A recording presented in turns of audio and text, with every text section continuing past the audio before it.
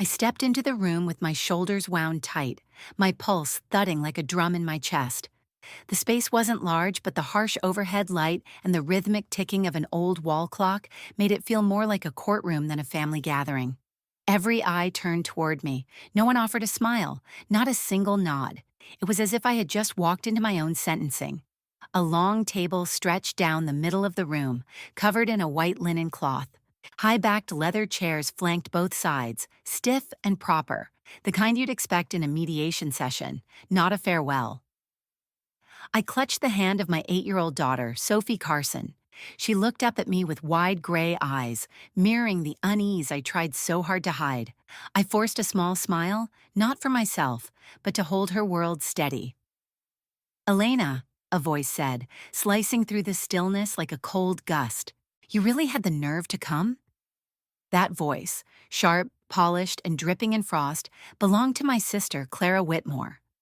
Her blonde hair was pinned meticulously in place, her lips painted in a bold red shade that looked lifted from a vintage film reel. Her tone, though, was more dagger than dialogue. "Guess you didn't get the update that Dad wrote you out of the will last year." I said nothing. I didn't have to. I'd prepared for this greeting. What I hadn't prepared for, what I never could get used to, was the ache that came with being cast aside by those who once called me daughter, sister, family.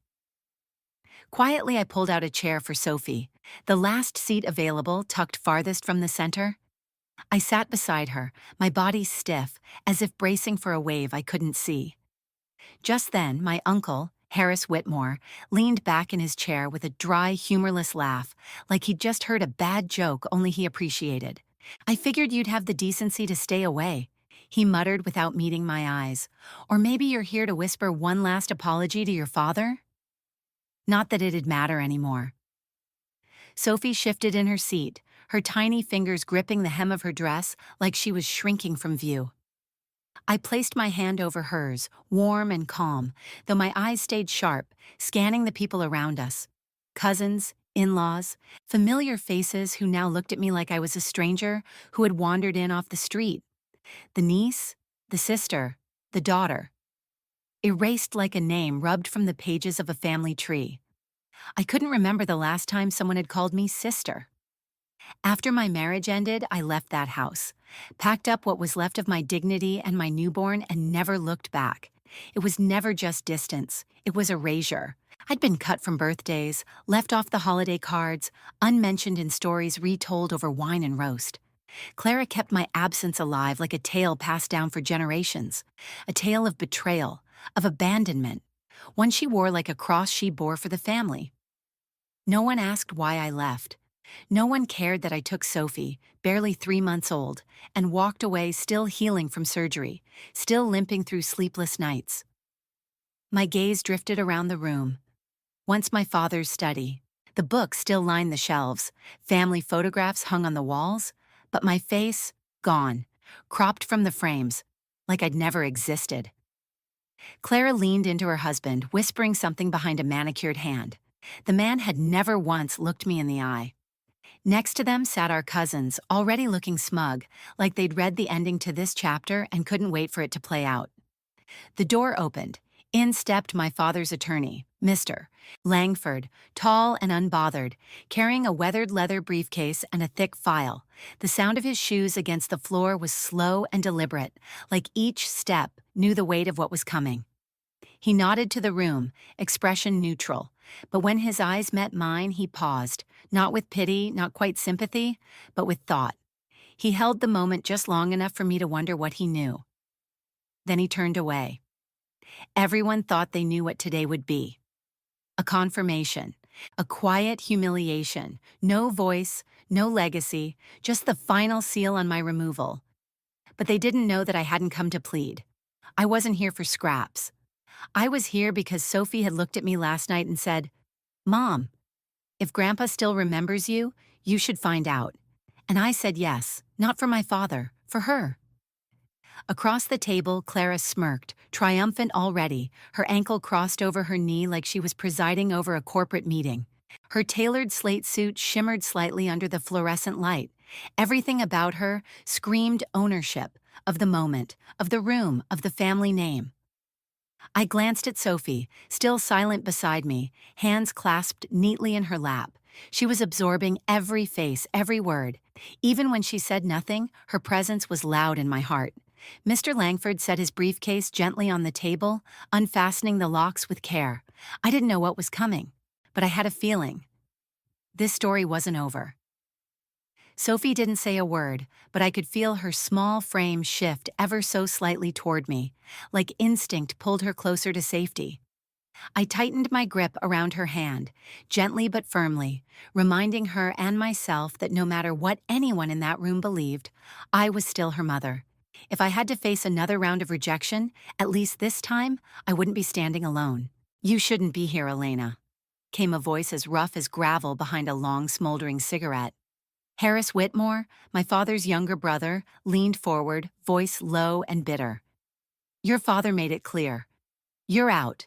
You knew that. Or are you still clinging to some daydream where he forgave you?" I didn't bother to respond. That kind of jab used to sting. Now it just floated past me like smoke from a fire that had already burned me to ash. People like Harris clung to a version of me frozen in time. The daughter who defied expectations, who married wrong, who left without permission. They'd rather protect the myth than face the truth, that the man I once trusted had disappeared, leaving me with a baby and a stack of unpaid bills. I didn't run away to rebel. I left to survive. Next to him, Margot Whitmore, my aunt, sat with the composure of a woman who'd made up her mind years ago. She hadn't picked up the phone once in 10 years, but she never missed sending a birthday card to Clara. Her eyes met mine, not full of rage, not even disappointment, but something colder. Pity. Pity sharp enough to cut. I turned my head, refusing to give her the satisfaction of watching it land. "Some people really don't understand shame." Clara chimed in, her tone cool and calculated like she was running a board meeting, not sitting at her father's will reading. "So what is it, Elena? You came just to hear it again? That he left you nothing?" I lifted my chin and met her stare head on. "I'm here because I have every right to be," I said quietly, but without hesitation. "No matter what you think, I'm still his daughter." The words hung in the air like a challenge, unexpected and heavy. A few people exchanged uneasy glances. They had already written the script and cast me as the outsider, but I had not come to fit into their narrative. I was done playing roles. The room was still except for the soft whoosh of air from a cracked window and the faint scratch of Mr. Langford's pen flipping through his notes. It was like a silent auction was about to begin, where loyalty, not love, determined the price of inheritance. From my left came a chuckle, dry and mocking. Cal Whitmore, my cousin, the same boy who once built sandcastles beside me during summer trips to Meadow Point, now leaned back with a smirk that didn't reach his eyes. "You actually think there's still something left for you?" he said, not even bothering to whisper. His words weren't loud, but they reached Sophie. She turned to me, her young face stilled by something heavier than fear. Disappointment. Not in me. In them. In the world. "It's all right," I murmured, brushing her hair back behind her ear. "I'm right here." She gave a small nod, her lips pressed tight. Braver than most adults in that room, she didn't cry, didn't complain. She just held on. At the head of the table, Mr. Langford tapped his pen gently against a thick file, signaling for attention. His voice was composed, carrying the same weight it always did when serious matters were at stake. "If everyone's ready," he said, "we can begin." Chairs shifted. Papers were adjusted. Clara folded her hands together in front of her like she was preparing for a victory speech. Harris reclined, half smiling, as if reading hidden messages between the lines. Margot pulled out a floral handkerchief, already bracing for some emotional crescendo. And me? I didn't move. I just held Sophie's hand tighter. I knew what was coming. My name wouldn't appear in those first lines. Maybe not at all. But I'd walked into rooms colder than this one and learned to sit tall anyway. Not for applause, for the truth. For years, I believed that if I stayed quiet long enough, the whispers would die down. But instead, they grew. Fanned by people like Clara, reinforced by Harris, passed around like gospel until no one dared question it.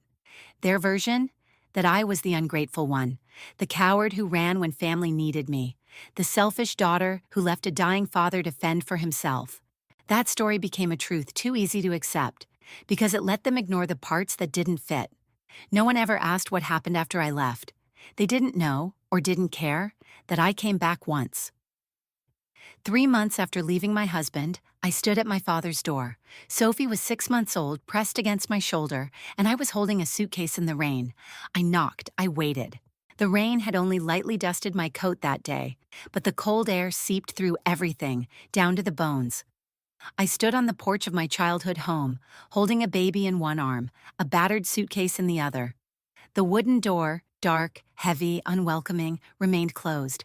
I'd hoped that no matter how disappointed he was in me, Samuel Whitmore would still recognize his daughter on the other side. He used to say, "Blood is the one bond that should never bolt its door." But that afternoon, the silence answered louder than any words. I waited there for nearly 2 hours. Sophie, just 6 months old, wailed in my arms, hungry, cold, unaware of the lifetime she was being denied. No one came, no light flickered on in the hallway. No footsteps neared? Only one person offered me anything that resembled kindness. Mrs. Bennett, my father's longtime neighbor. She stepped out quietly, holding an umbrella in one hand and a small card in the other. She didn't say much, just handed them to me and gently pressed her hand to my arm. The card was for a shelter program that helped single mothers. I left that porch with soaked shoes and a truth I could no longer ignore. I had to stop expecting anything from the people inside that house. I found a small apartment just beyond the edges of Fairhaven, a sleepy town not far from where I grew up. It was nothing special, one bedroom, a tiny kitchen, and creaky floors. But it was mine. At night, I worked as a cashier at a 24-hour gas station.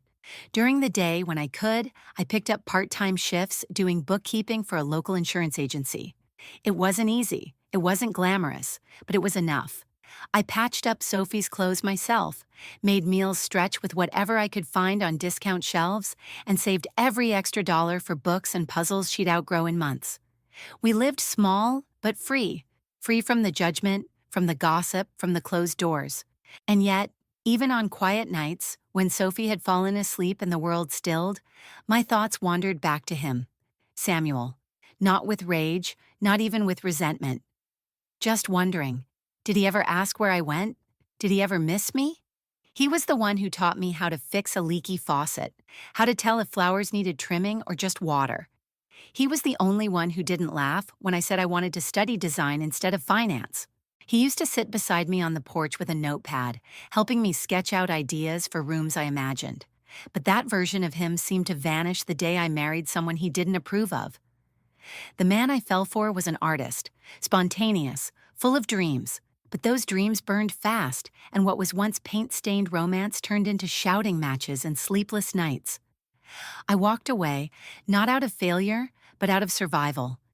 No one ever wanted the full story, not even Clara, especially not her. Only one person knew the truth in its entirety, Mr. Langford, the man who had been my father's lawyer for decades. Last year, he reached out regarding documents for a small scholarship fund the family had donated to. It was supposed to be routine, but I couldn't help myself. I asked him plainly, "Did he ever talk about me?" There was a pause. Then he said gently, "I believe he was still keeping an eye on your path." Those words didn't heal the past, but they left a crack wide enough for light to enter. Maybe Samuel hadn't shut every door after all. That's what brought me here today. Not ambition, not hope for some long-lost fortune. Just the faint chance that in his final hour my father had chosen to leave behind more than titles and furniture. Maybe a word, a note, a truth no one else could twist. Now I sat at the long table surrounded by faces that had already sentenced me, while Mr. Langford placed the folder down like he was preparing to read scripture. The rustle of paper was the only sound. My heart thudded with an anxious rhythm, but I stayed calm. I didn't expect miracles, just clarity. "This is the final will and testament of Mr. Samuel Whitmore," Mr. Langford announced, his voice composed, with a quiet reverence. Clara leaned forward, folding her hands like she was ready to take a victory bow. Her husband, seated beside her, glanced at his phone, likely messaging the architect they'd consulted about redesigning the estate. They'd been planning renovations before the funeral flowers had even wilted. I, Samuel Whitmore, being of sound mind and judgment, do hereby declare the following distribution of my estate. The words were measured, precise, but each one dropped with the weight of a stone. I braced myself. To my eldest daughter, Clara Whitmore, I leave the family estate at Ridgeway Hill, including all its contents and attached lands. She didn't smile, but her posture shifted. Her lips twitched upward just slightly, a barely concealed signal that her expectations had been met. To my brother, Mr. Harris Whitmore, Mr. Langford continued, turning another page with quiet precision. I leave the lakeside property, including the cabin and the old fishing vessel. Harris nodded slightly, his face unreadable. Not surprised, not smug, just satisfied. That lake had been his escape, his throne. He loved it more than he loved most people, and far more than he'd ever loved me. And to my nephew, Cal Whitmore, Mr. Langford said, pausing momentarily, I leave the vintage automobile collection, along with the relevant titles and restoration materials. I turned toward Cal, who now stroked his chin with a slow, practiced gesture, like he'd known this moment was coming and had rehearsed his response in front of a mirror. He didn't glance in my direction. He hadn't at the funeral either. But now, with the assets falling neatly into place, he looked like a man who had just received confirmation of his place in the family's hierarchy. I sat still, absorbing each line like the rhythm of an inevitable song. Every word tightened the knot of truth I had known was waiting. My name was nowhere, not in the gifts, not in the thanks, not in the footnotes.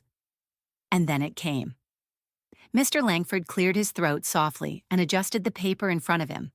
As previously noted, he said, slowing his pace, my youngest daughter, Elena Carson, shall receive no portion of this estate. The silence that followed felt like the closing of a vault. No one spoke at first. Then a short breath of laughter escaped from Clara, light and dry, but soaked in satisfaction. Told you, she murmured to Nathan, her husband, her voice just loud enough for me to hear. Harris shook his head with a hollow kind of pity, the same patronizing tone he always used when discussing me at family functions. Takes a special kind of person to walk away from their own blood, he said, chuckling under his breath. Beside me, Sophie remained still, not quite understanding the legal language, but feeling the tension settle over the room like a fog. She turned her head and whispered, Mom? I gripped her hand, tight, just enough to keep myself grounded. I'd imagined this scene in a dozen ways, preparing my heart for the sting, but no amount of rehearsal could soften the real weight of being publicly erased by your own father. It wasn't about the money. It was the finality of the silence, the absence of a single word that said, you still mattered. I took a long breath, eyes fixed on the grain of the polished wood table. The sunlight hit the surface in swirls, patterns that shifted like illusions, hypnotic in their calm. Around me, the whispers resumed. Clara commenting on renovations, Cal already talking logistics about moving the cars. They didn't even glance my way. I had become background noise in a story they believed had already ended. But what they didn't know was this. I never came to claim anything. I came to witness, to confirm, to feel that final door close so I could walk away with no doubt. I didn't need the house, the land, or the heirlooms. I needed something no vault could store, the truth. I was deciding whether to stand up or wait for the room to empty, when Sophie suddenly turned toward Mr. Langford, her voice small but unwavering. You forgot something, she said clearly. The video Grandpa made. The room froze. Heads turned. Clara, Harris, Cal, even Nathan. They all looked at her like she had just uttered something foreign. Mr. Langford paused, confused, his eyebrows knitting slightly. I beg your pardon? I stared at my daughter, heart racing. Sophie, what are you talking about? She didn't answer me. Her gaze stayed fixed on Mr. Langford, unwavering. From her small backpack, she pulled out a slightly wrinkled white envelope. It was sealed with brown tape, and across the front, scrawled in bold, unmistakable handwriting were the words, For Mr. Langford, only if it turns ugly. The breath caught in my throat. I recognized the handwriting instantly. It was my father's. I reached out, my fingers trembling as they touched the envelope. Where? Where did you get this? I asked, my voice barely above a whisper. Sophie turned to me, calm as ever. "The last time I saw Grandpa," she said gently, "he gave it to me. He said to keep it safe, that I should give it to Mr. Langford if people started forgetting something important." Every eye in the room was now locked on her. Clara's lips pressed into a hard, pale line, her usual composure strained. Harris leaned forward, squinting. Cal put his phone down slowly, his earlier bravado now noticeably gone.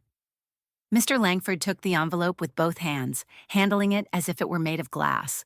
He glanced between Sophie and me, his face suddenly thoughtful. With great care, he broke the seal and pulled out a small black USB drive and a folded note, handwritten and signed at the bottom. He read the note quietly to himself, then looked up. "I believe," he said slowly, "that what's inside this drive may change everything."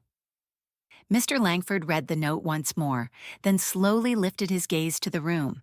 When he finally spoke, the formal edge in his voice had softened. He no longer sounded like a man carrying out a legal procedure. Now he spoke like someone holding something fragile, something that mattered. "This," he began, holding up the small USB drive, "is a personal message recorded by Mr. Samuel Whitmore shortly before he finalized his will. He left instructions that it should only be viewed if today's reading turned contentious." He paused, his eyes scanning each face. "And I believe that moment has arrived." A sharp, scoffing laugh broke the silence. Clara, arms still folded tightly across her chest, her voice rising. "This is ridiculous," she snapped. "A random video? With no legal authority? This is hearsay." Harris leaned back in his chair, jaw clenched, chin raised with skepticism. "There's no telling when that was recorded. He never told me anything about this. Could have been made during one of his more confused days, but Mr. Langford wasn't listening to them anymore." He was already moving toward a laptop positioned on a side table. His movements were deliberate, calm, a man honoring the final request of someone he had served for decades. Within moments, the screen flickered to life, revealing a single file. He opened it, and there he was. Samuel Whitmore sitting at the desk in his private study, the very room where I used to sit on the floor sketching floor plans in the margins of his old newspapers. He wore the tan cardigan I had given him the Christmas before everything unraveled. His silver hair was neatly brushed, his face weathered but steady, and his eyes, they looked straight into the camera like he knew who would be watching. The room went completely still. Then his voice filled the air, rich and familiar and achingly slow. "If you're seeing this, Elena, then I know things didn't unfold the way I hoped. And for that, I'm sorry." My breath caught in my throat. I couldn't move. His voice, though older and quieter than I remembered, still carried that firm, steady cadence. The same voice that once read bedtime stories, the same one that had been absent from my life for years. "I know you were left out of the will," he continued, his eyes never shifting from the lens, "and I agreed to that at first. I truly believed it was the right thing. But as I felt the time slipping, I began to question what I thought I knew. And I realized I had been wrong." Sophie tightened her grip on my hand. Her little fingers wrapped around mine like a lifeline. She didn't say a word, but I could feel her hope unfold beside me. "I was wrong to let other voices speak louder than yours," Samuel said, eyes softening. "Wrong to believe stories I didn't ask you to explain. Wrong not to come to the door that day." He paused, visibly overcome. Then he pressed on, his tone gentler. "I met Sophie. She didn't speak much, but when I asked her about you, she said something I'll never forget. 'Mom is the safest place in the world.'" A lump rose in my throat. Around me, the background noise had vanished. The smug whispers, the sidelong glances, all gone. There was only his voice now and the truth pouring out of it. "I look at you now, Elena, not with disappointment, but with awe." The man on the screen leaned forward slightly, as if trying to cross the barrier of time and distance. "You left because you had to. You protected your child. You built a life from the ground up when everyone, including me, turned away. You didn't ask for anything. You didn't chase the money. You came back because some part of you still hoped I'd hear you." My tears slipped down silently, not in sobs, but in soft, steady lines. Years of unspoken pain quietly unwinding. And I did. He whispered. Too late. But I did. I could see Clara shifting in her seat now, uncomfortable, trying not to react. Nathan's gaze was fixed on the floor. Harris, ever stubborn, crossed his arms and stared at the wall. But that rainy day, Samuel went on, I saw you through the window. You stood there in the cold, your coat soaked, holding your daughter and your dignity. I watched, and I didn't open the door, because I thought I was right. I thought you owed me something. He looked away for a moment, then back. I was the one who failed. His voice cracked, and I saw something I never thought I would. Regret, etched deep into every word. You were the only one in this family who had the courage to leave when love became hurt, and for that, I am proud of you. That sentence struck something deep. Deeper than I even expected. Proud. He said he was proud of me. Not disappointed, not ashamed. Proud. And that single word, spoken into a still room and recorded on a simple drive, felt like it carried the weight of all the years I'd waited to be seen. The video paused just long enough for Samuel Whitmore's words to sink in. On screen, he looked tired but present, like a man laying down a weight he had carried for far too long. I'm sorry, he said. Sorry for ever making you believe you weren't enough, that you weren't wanted, that you weren't loved. You made it through all of it, and you still kept your heart intact. Tears blurred my vision, but I didn't wipe them away.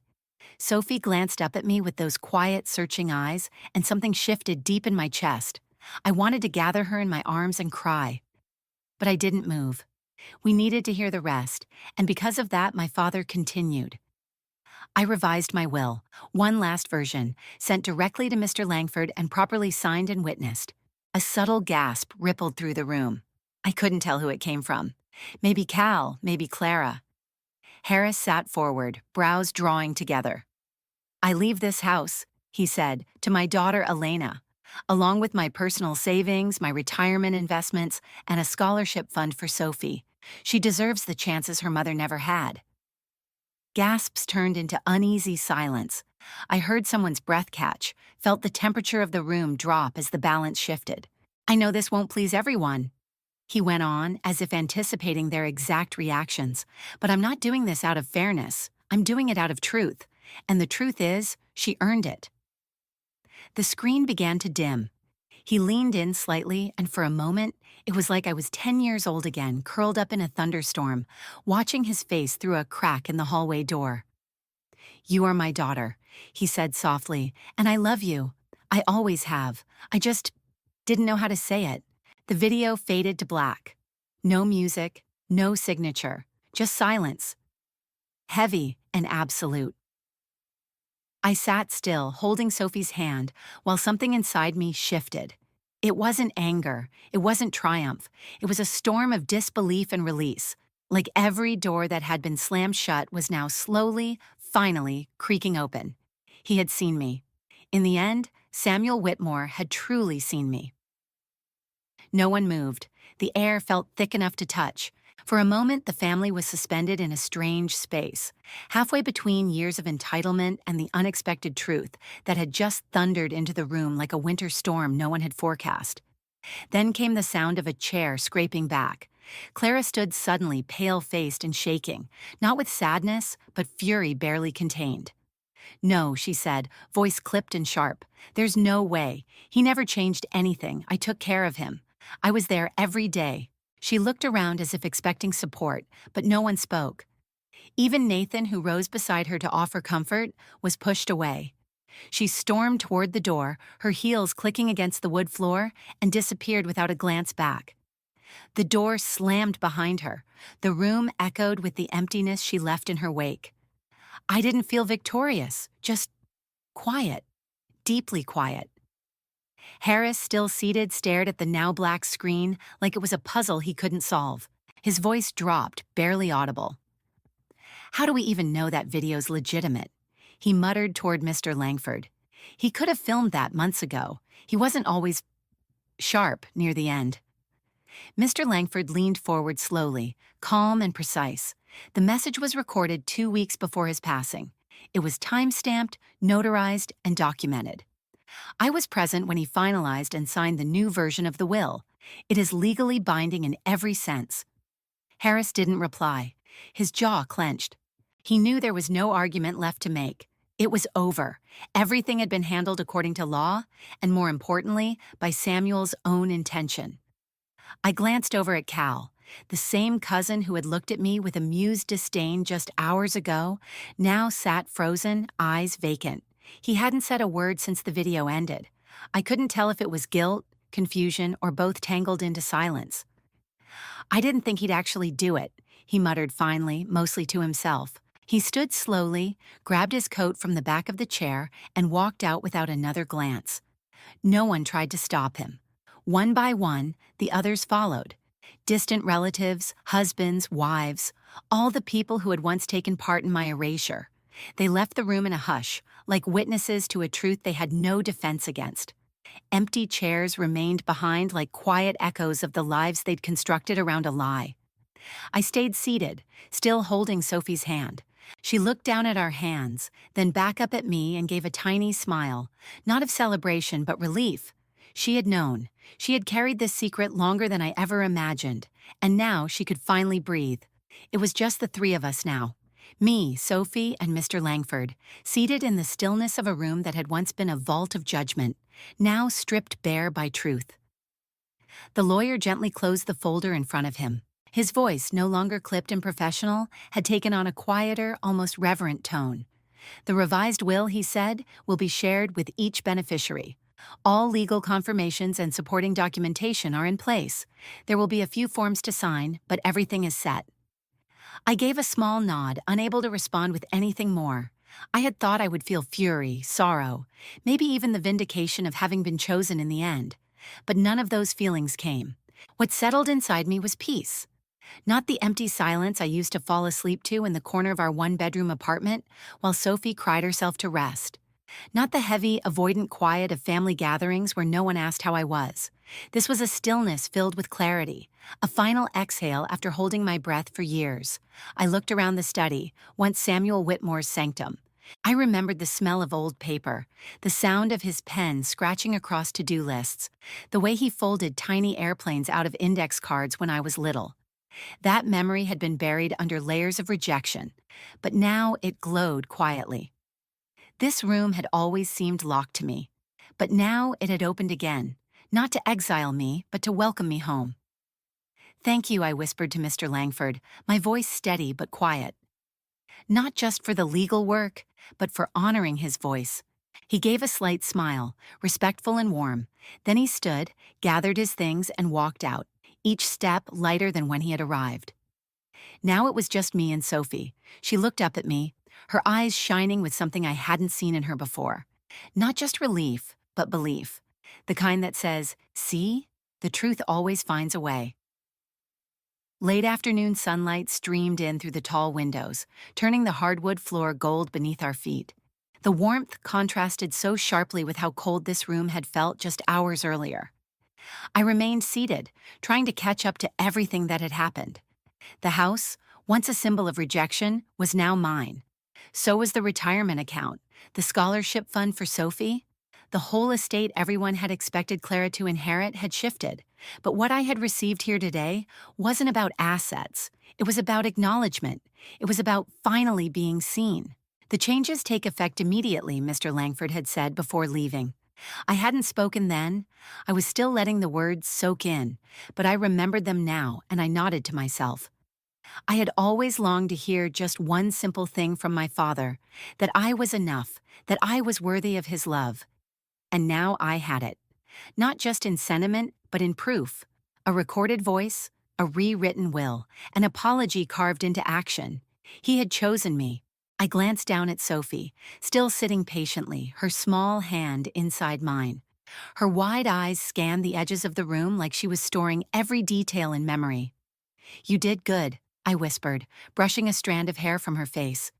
"You really did." She tilted her head and smiled. "I just wanted you to hear him."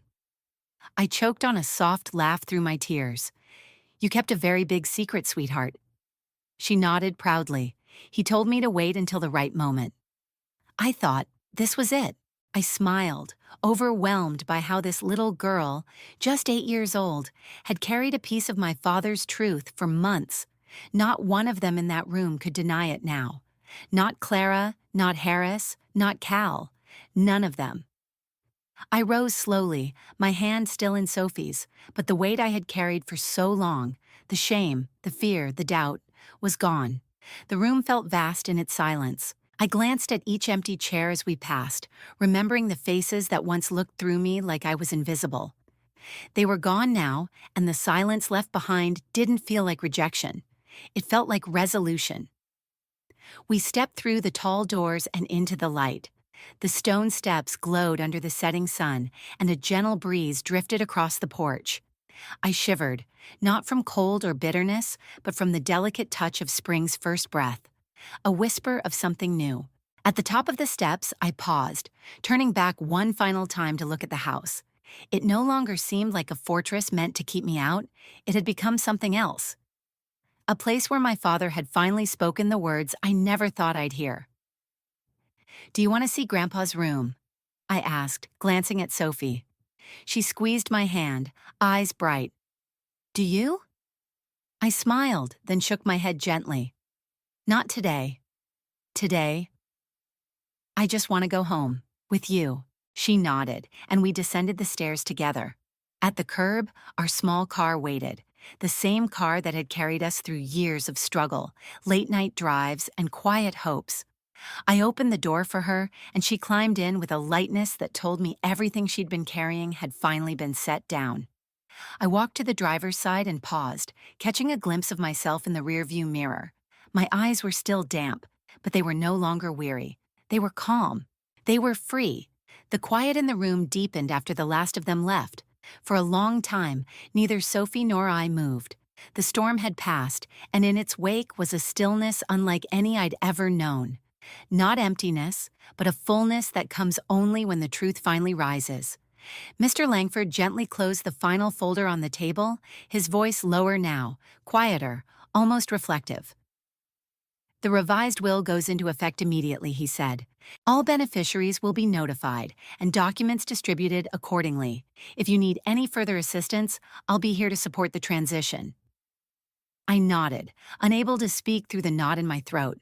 I had imagined this day so many times, had braced myself for every form of rejection, insult, and quiet dismissal. But I never expected this.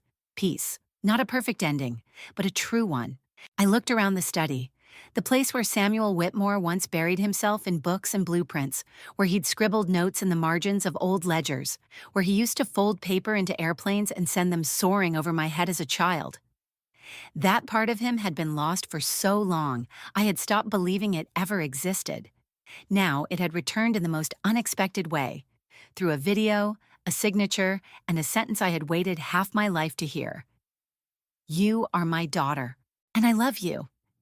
"Thank you," I said softly to Mr. Langford, my voice finally steady, not just for following through, but for honoring what he left behind.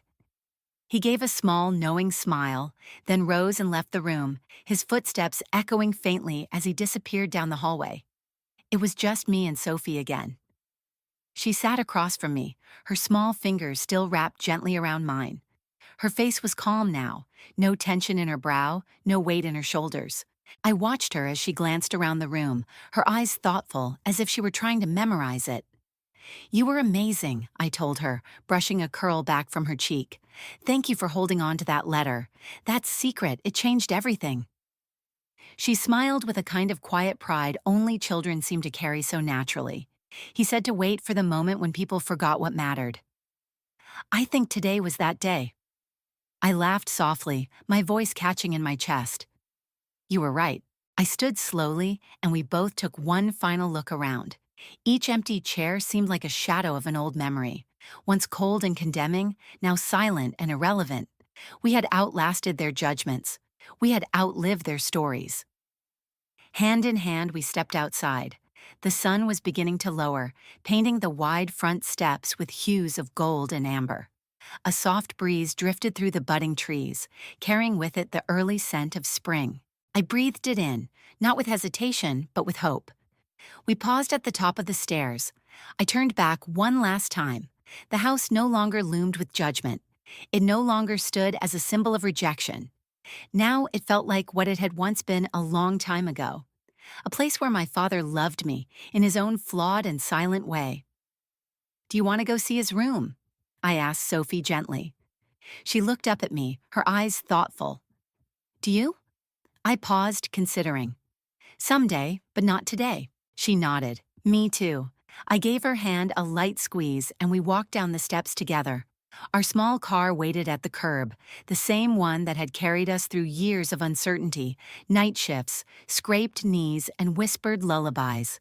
The windshield caught the last rays of sun and glinted back at us like a gentle nod from the universe. I opened the door for her and she climbed in with an ease I hadn't seen in her before. The ease of a child who no longer had to protect a secret too big for her age. I rounded the front and slid into the driver's seat. As I turned the key and the engine hummed to life, I caught a glimpse of myself in the rearview mirror. Same eyes, same face, but not the same woman. No longer hidden, no longer ashamed, seen, loved, chosen. I pulled away from the house slowly, glancing at it in the mirror as it faded behind us. Not as a monument to pain, but as the place where something long buried had finally been spoken aloud. For the first time in years, I felt light. I didn't leave feeling like the one who had been cast out. I left as the one who had returned, not for permission, but for truth. And I had found it. Now, with Sophie beside me and the road unfolding ahead, I could finally begin again.